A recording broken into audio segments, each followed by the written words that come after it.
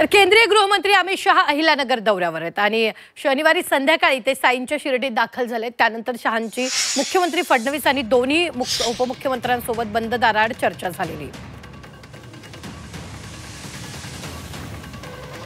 शिर्डीतील hotel sun and सँडमध्ये तब्बल पाऊण तास बैठक झाली आहे। यावेळी राज्यात अतिवृष्टीमुळे झालेल्या नुकसानीसह विविध मुद्द्यांवर चर्चा झाल्याची माहिती आहे। पुढील आठवड्यात होणारे नवी मुंबई विमानतळाचं लोकार्पण तसंच मेट्रो 3 आणि इतर विकास प्रकल्पांच्या संदर्भात अमित शहांनी यामध्ये आढावा घेतल्याची माहिती आहे। या संदर्भात ताजे अपडेट देत आहेत आपले प्रतिनिधी कुणाल जमदाडे।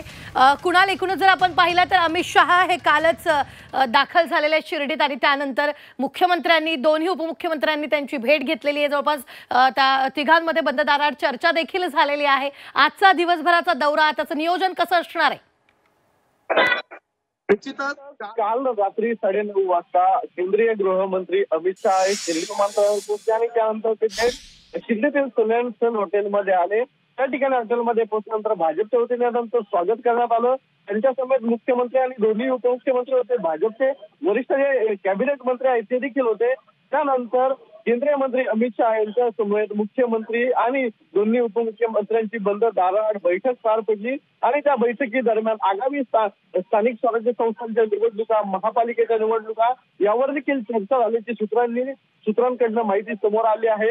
आज काही वेळातच अमित शहा जे आहे ते साई मंदिरामध्ये दर्शनासाठी येणार आहेत। काही वेळात साई दर्शनाच्या दौऱ्याची सुरुवात होणार आहे। अमित शहा साई दर्शन घेऊन थेट लोणी येथे जाणार आहे। लोणी येथे डॉक्टर विखे पाटील आणि बाळासाहेब विखे पाटील यांच्या पुतळ्याचा अनावरण सोहळा पार पडणार आहे आणि त्यानंतर शेतकरी मेळावा पार पडणार आहे। या शेतकरी मेळाव्यामध्ये अमित शहा नेमक्या शेतकऱ्यांना काय मार्गदर्शन करतात, मागील काही दिवसापूर्वी नुकसान झालेल्या शेतकऱ्यांना, नुकसानग्रस्त शेतकऱ्यांसाठी अमित शहा या मेळाव्यात काही मोठी घोषणा करणार का, हे देखील पाहणं महत्वाचं ठरणार आहे।